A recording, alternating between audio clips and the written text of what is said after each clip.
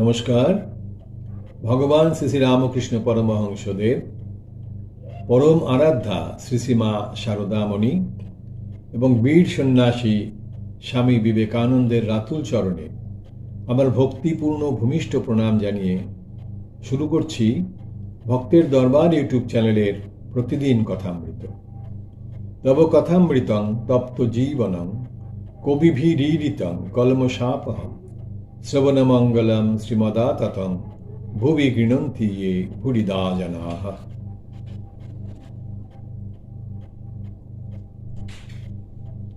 শ্রী শ্রী রামকৃষ্ণ কথামৃত আমরা পড়ব আজকে 904 পাতা, নবম পরিচ্ছেদ। কালকে আমরা পড়ছিলাম যে ঠাকুরের সঙ্গে মাস্টারমশাইয়ের কথা হচ্ছে এবং যীশুখ্রিস্টের সঙ্গে ঠাকুরের কোথায় কোথায় মিল আছে সেগুলো মাস্টারমশাই ঠাকুরকে বলছিলেন।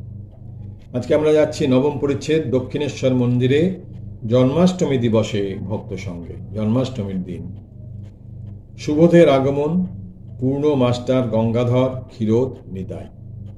শ্রীরামকৃষ্ণ সেই পূর্ব পরিচিত ঘরে বিশ্রাম করিতেছেন। পূর্ব পরিচিত ঘর বলতে ঠাকুরের সেই ঘর, দক্ষিণেশ্বরে যে ঘরটিতে আমরা জানি, যে ঘরের মধ্যে একটি বড় খাট এবং একটি ছোট খাট আছে এবং ভক্তদের বসার জন্য শতরঞ্চি আছে। এই যে ঘরটির কথা, যে পূর্ব, যে আমরা যে এই ঘরের কথা বারবার শুনে এসছি, মাস্টারমশাই সেই বলছেন যে সেই পূর্ব পরিচিত ঘরে মাস্টারমশাই এই ঠাকুর বসে আছেন। ঠাকুর অসুস্থ, গলায় অসুখের সূত্রপাত হইয়াছে, কিন্তু নিশিদিন এক চিন্তা, কিসে ভক্তদের মঙ্গল হয়। একবার বালকের ন্যায় অসুখের জন্য কাতর, পরক্ষণেই সব ভুলিয়া গিয়া ঈশ্বরের প্রেমে মাতোয়ারা আর ভক্তের প্রতি স্নেহ ও বাৎসল্যে উন্মত্ত প্রায়। 2 দিন হইল গত শনিবার রাত্রে শ্রীযুক্ত পূর্ণ পত্র লিখিয়াছেন। আমার খুব আনন্দ হয়, মাঝে মাঝে রাত্রে আনন্দে ঘুম হয় না। ঠাকুর পত্রপাঠ শুনিয়া বলিয়াছিলেন, আমার গায়ে রোমাঞ্চ হচ্ছে, ওই আনন্দের অবস্থা ওর পরে থেকে যাবে। দেখি চিঠিখানা। পত্রখানি হাতে করিয়া মুড়ে মুড়ে টিপে বলিতেছেন, অন্যের চিঠি ছুঁতে পারি না, এর বেশ ভালো চিঠি। সেই রাত্রে একটু শুইয়াছেন, হঠাৎ গায়ে ঘাম। শয্যা হইতে উঠিয়া বলিতেছেন, আমার বোধ হচ্ছে এ অসুখ সারবে না। এই বলছেন যে পূর্ণ যে লিখেছে একটি পত্র, যে আমার খুব আনন্দ হচ্ছে, মাঝে মাঝে রাত্রে আনন্দে ঘুম হয় না, এই শরীরের মধ্যে একটা অদ্ভুত আনন্দ শিহরণ জাগছে। এই যে অবস্থাটা, এই কথাটা শুনে ঠাকুর ভীষণ আনন্দিত হচ্ছেন, খুব খুশি হয়েছেন এবং বলছেন আমার রোমাঞ্চ হচ্ছে। ভক্ত যখন এই ধরনের একটি অভিব্যক্তি প্রকাশ করে, ভক্তের মধ্যে যখন এই ধরনের একটি ভাব ঠাকুর দেখতে পান, তিনি আনন্দে রোমাঞ্চিত হয়ে যান, সেই বলছেন। তারপরে বলছেন যে এই হাতে করে তিনি পত্রটি নিলেন এবং সকলের পত্র তিনি নিতে পারেন না, কিন্তু এই পত্রটি তিনি নিতে পারলেন, ছুঁতে পারলেন। সে বলছেন, অন্যের চিঠি ছুঁতে পারি না, এর বেশ ভালো চিঠি। অর্থাৎ তার মধ্যে দেবতার যে আবেশ, সেটি তার মধ্যে প্রবেশ করেছে। সেই রাত্রে একটু শুইয়াছেন, হঠাৎ গায়ে ঘাম। শয্যা হইতে উঠিয়া বলিতেছেন, আমার বোধ হচ্ছে এই অসুখ সারবে না। এই কথা শুনিয়া ভক্তেরা সকলেই চিন্তিত হইয়াছেন। শ্রী শ্রীমা ঠাকুরের সেবা করিবার জন্য আসিয়াছেন ও অতি নিভৃতে নবতে বাস করেন। নবতে তিনি যে আছেন ভক্তেরা প্রায় কেহ জানিতেন না। একটি ভক্ত স্ত্রীলোক, গোলাপমা, একটি ভক্ত স্ত্রীলোকও কয়দিন নবতে আছেন। তিনি ঠাকুরের ঘরে প্রায় আসেন ও দর্শন করেন। ঠাকুর তাহাকে পরদিন রবিবারে বলিতেছেন, তুমি অনেকদিন এখানে আছো, লোকে কি মনে করবে, বরং 10 দিন বাড়ি গিয়ে থাকোগে। মাস্টার এই সমস্ত কথা শুনিলেন। আজ সোমবার, ঠাকুর অসুস্থ রহিয়াছেন। রাত প্রায় 8টা হইয়াছে। ঠাকুর ছোট খাটটিতে পেছন ফিরিয়া দক্ষিণ দিকে শিয়র করিয়া শুইয়া আছেন। গঙ্গাধর সন্ধ্যার পর কলিকাতা হইতে মাস্টারের সহিত আসিয়াছেন। তিনি তাহার চরণ প্রান্তে বসিয়া আছেন। ঠাকুর মাস্টারের সহিত কথা কহিতেছেন। শ্রীরামকৃষ্ণ, দুটি ছেলে এসেছিল, শঙ্কর ঘোষের নাতির ছেলে সুবোধ, আর একটি তাদের পাড়ার ছেলে ক্ষীরোদ। বেশ ছেলে দুটি। তাদের বললাম, আমার এখন অসুখ, তোমার কাছে গিয়ে উপদেশ নিতে, তুমি একটু যত্ন করো। মাস্টার, আজ্ঞা হাঁ, আমাদের পাড়ায় তাদের বাড়ি। এই যে অসুখ হয়েছে, এখন একটু কথা বলতে কষ্ট হচ্ছে, তো বলছেন দুটো ছেলে এসেছিল, বেশ দুটো ছেলে, বাচ্চা ছেলে। তো তাদের তিনি বলেছেন মাস্টার মশাইয়ের কাছে যেতে, এবং ঠাকুর বলেছেন তাকে যে তুমি ওদের একটু যত্ন করো। তো ঠাকুর বলছেন, আজ্ঞা হাঁ, আমাদের পাড়ায় তাদের বাড়ি। অসুখের সূত্রপাত ভগবান ডাক্তার, নিতাই ডাক্তার। শ্রীরামকৃষ্ণ, সেদিন আবার গায়ে ঘাম দিয়ে ঘুম ভেঙে গেছিল। এই অসুখটা কি হলো? আজ্ঞা মাস্টার, আজ্ঞা আমরা একবার ভগবান রুদ্রকে দেখাবো ঠিক করেছি। এমডি পাস করা, খুব ভালো ডাক্তার। শ্রীরামকৃষ্ণ, কত নেবে? মাস্টার, অন্য জায়গা হলে 20-25 টাকা নিত। শ্রীরামকৃষ্ণ, তবে থাক। মাস্টার, আজ্ঞা আমরা হদ্দ 4-5 টাকা দেব। শ্রীরামকৃষ্ণ, আচ্ছা, এইরকম করে যদি একবার বলো, দয়া করে তাকে দেখবেন, চলুন। এখানকার কথা কিছু শুনে নাই? মাস্টার, বোধহয় শুনেছে, একরকম কিছু নেবে না বলেছে, তবে আমরা দেব, কেননা তাহলে আবার আসবে। এই যে ডাক্তার, তিনি ফিজ নিয়ে ডাক্তারি করেন, অতএব তিনি প্রায় নেবেন না বলেছেন, কারণ এখানকার কথা তিনি শুনেছেন, তিনি জানেন। কিন্তু মাস্টার মশাইদের ইচ্ছে যে তাকে কিছু টাকা দেবা, কারণ তাহলে আবার আসবে। তা নাহলে ওই একবার দেখে গেল, তারপরে ফ্রি চিকিৎসা, তারপরে তার ভালো না লাগতে পারে।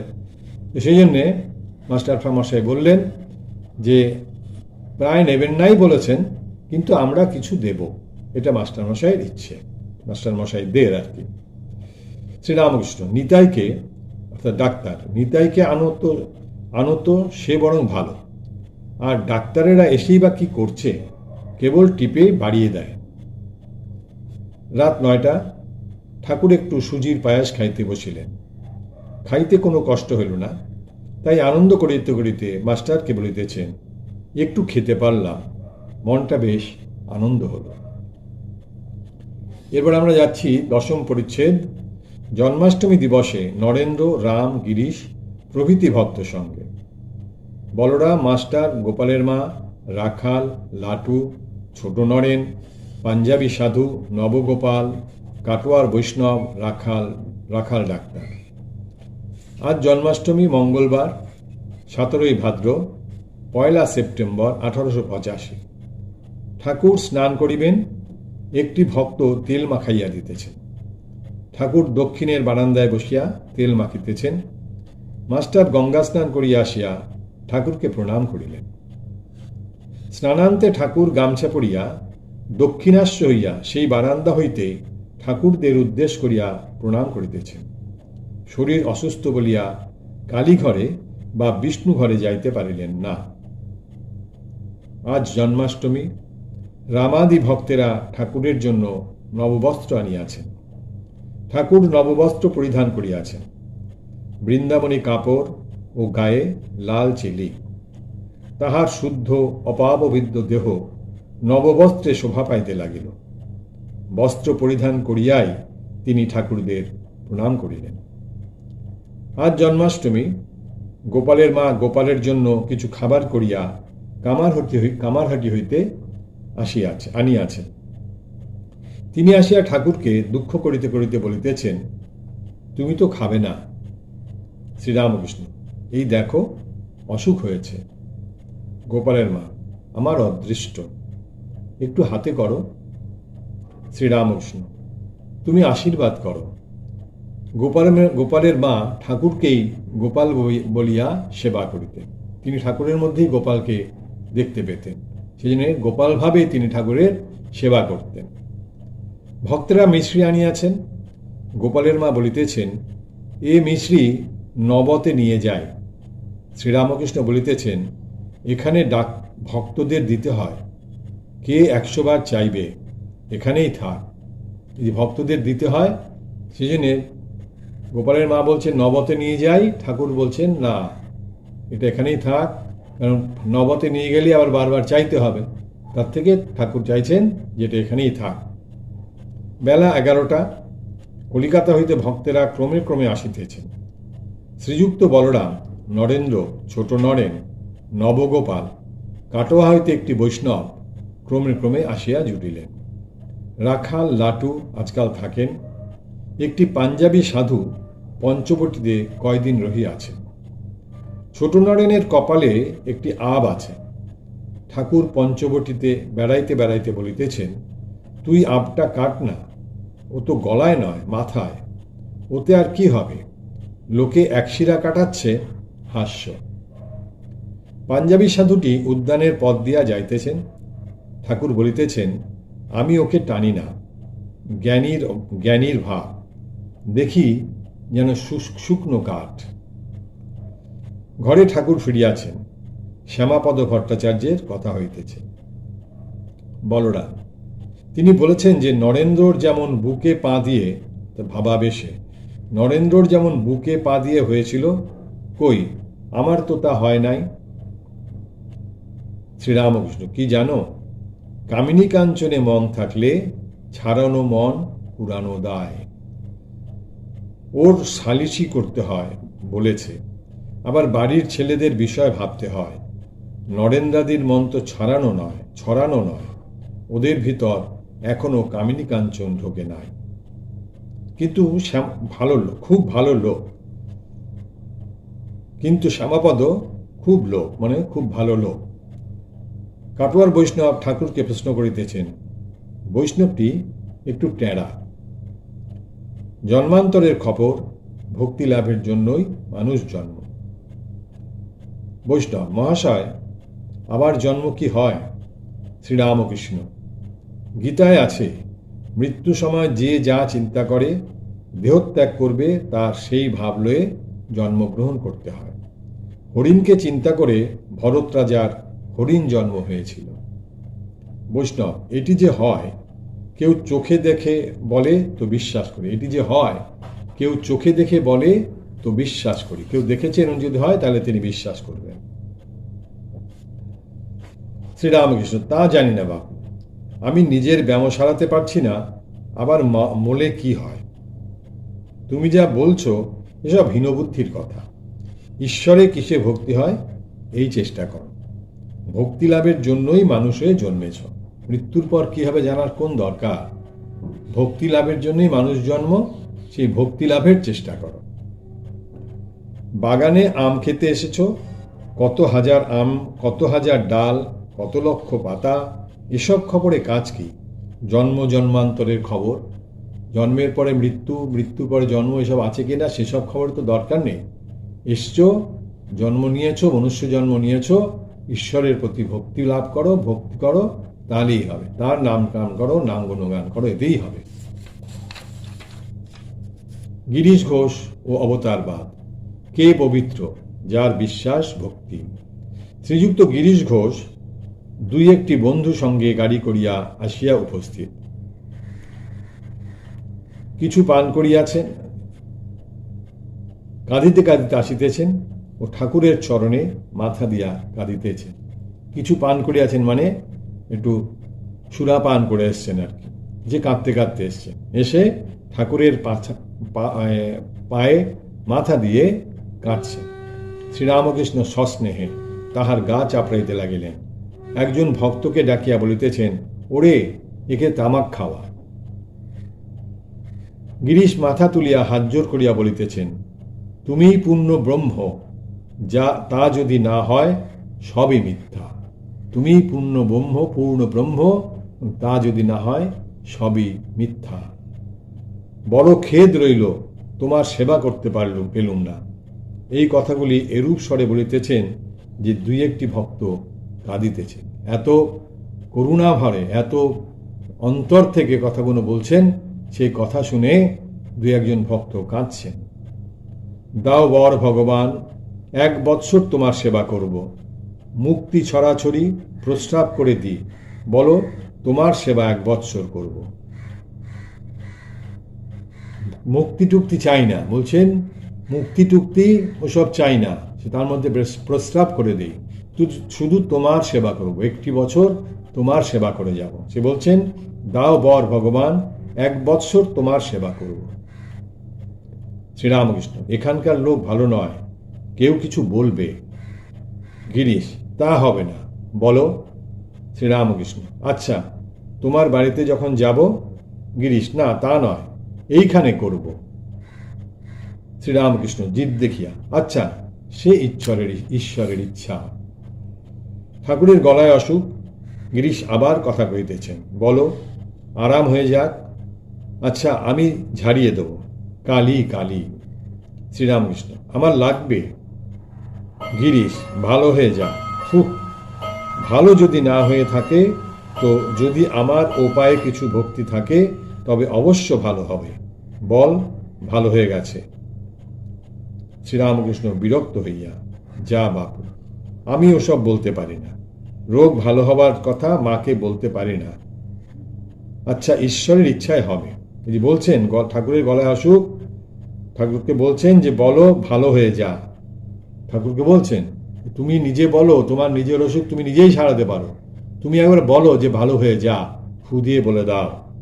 তো বলছেন ওসব আমি বলতে পারি না, ওসব আমি বলতে পারি না, রোগ ভালো হবার কথা মাকে বলতে পারি না। আচ্ছা ঈশ্বরের ইচ্ছায় হবে, ঈশ্বর যদি চান তবে হবে, এইভাবে বললেন।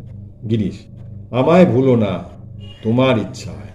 ঠাকুর তাকে বলানো যাবে না, ঈশ্বরের ইচ্ছায় বলবে, তোমার ইচ্ছায়। শ্রীরামকৃষ্ণ, ছি, ও কথা বলতে নাই, ভগবত ন চ কৃষ্ণবৎ। তুমি যা ভাবো তুমি ভাবতে পারো, আপনার গুরু তো ভগবান, তা বলে ওসব কথা বলায় অপরাধ হয়, ও কথা বলতে নাই। গিরিশ, বলো ভালো হয়ে যাবে। তাও জোর করে যাচ্ছেন, বলো ভালো হয়ে যাবে। শ্রীরামকৃষ্ণ, আচ্ছা যা হয়েছে তা যাবে, যা হয়েছে তা যাবে। গিরিশ নিজের ভাবে মাঝে মাঝে ঠাকুরকে সম্বোধন করিয়া বলিতেছে, হ্যাঁ গা, এবার রূপ নিয়ে আসো নাই কেন গা। কিয়ৎক্ষণ পরে আবার বলিতেছেন, এবার বুঝি বাঙ্গালা উদ্ধার। কোনো কোনো ভক্ত ভাবিতেছেন বাঙ্গালা উদ্ধার সমস্ত জগৎ উদ্ধার। গিরিশ আবার বলিতেছেন, ইনি এখানে রয়েছেন কেন, কেউ বুঝেছ, কেউ বুঝছ? জীবের দুঃখে কাতর হয়ে এসেছেন তাদের উদ্ধার করবার জন্য। গারোয়ান ডাকিতেছিল, গিরিশ গাত্রোত্থান করিয়া তাহার কাছে যাইতেছেন। শ্রীরামকৃষ্ণ মাস্টারকে বলিতেছেন, দেখো কোথায় যায়, মারবে না তো? মাস্টারের সঙ্গে সঙ্গে গবর করিলেন। ওই যে গারোয়ান ডেকেছে সেই শুনে গারোয়ানের কাছে যাচ্ছে। মাস্টারমশাইয়ের ভয় হচ্ছে যে ও গিয়ে না, কারণ সে তো খেয়ে আছে, গিয়ে না গারোয়ানকে আবার মারধর করে। সেই জন্যে মাস্টারমশাইকে আবার বলছেন যে মারবে না তো, তাই তাকে পাঠালেন, দেখতে পাঠালেন। গিরিশ আবার ফিরিয়াছেন ও ঠাকুরকে স্তব করিতেছেন, ভগবান পবিত্রতা আমায় দাও, পবিত্রতা আমায় দাও, আমাকে পবিত্র করো, যাতে কখনো একটুও পাপ চিন্তা না হয়। শ্রীরামকৃষ্ণ, তুমি পবিত্র তো আছো, তোমার যে বিশ্বাস ভক্তি, তুমি তো আনন্দে আছো। গিরিশ, আজ্ঞা না, মন খারাপ, অশান্তি, তাই খুব মদ খেল। কিয়ৎক্ষণ পরে গিরিশ আবার বলিতেছেন, ভগবান, আশ্চর্য হচ্ছি যে পূর্ণ ব্রহ্ম ভগবানের সেবা করছি, এমন কি তপস্যা করেছি যে এই সেবার অধিকারী হয়েছি? কি কি পুণ্য আমার আছে যে তোমার সেবার অধিকারী আমি হতে পেরেছি? সে বলছেন যে ভগবান, আশ্চর্য হচ্ছি যে পূর্ণ ব্রহ্ম ভগবানের সেবা করছি, স্বয়ং আমি অবতারের সেবা করছি। কি কি ক্ষমতা আমার আছে, কি পূর্ণ কাজ আমি করেছি গত জন্মে, যেটা আমি করতে পারছি। ঠাকুর মধ্যাহ্নের সেবা করিলেন, অসুখ হওয়াতে অতি সামান্য একটু আহার করিলেন। ঠাকুরের সর্বদাই ভাবাবস্থা, জোর করিয়া শরীরের দিকে মন আনিতেছেন, কিন্তু শরীর রক্ষা করিতে বালকের ন্যায় অক্ষম। বালকের ন্যায় ভক্তদের বলিতেছেন, এখন একটু খেলুম, একটু শোবো, তোমরা একটু বাহিরে গিয়ে বসো। ঠাকুর একটু বিশ্রাম করিয়াছেন, ভক্তেরা আবার ঘরে বসিয়া আছেন। এই যে ঠাকুর বাইরে বের করে একটু বিশ্রাম করার জন্যে সবাইকে বললেন, তোমরা একটু বাইরে গিয়ে বসো। আমরা তাহলে এখানেই আজকে রাখি, আবার কালকে আমরা তারপরের থেকে পড়ব। নিরঞ্জনং নিত্যম অনন্তরূপং ভক্তানুকম্পা ধৃত বিগ্রহং বৈ ঈশাবতারং পরমেশ্বমিডং তং রামকৃষ্ণ শিরসা নমামি। হরি ওম তৎসৎ। শ্রীরামকৃষ্ণার্পণমস্তু।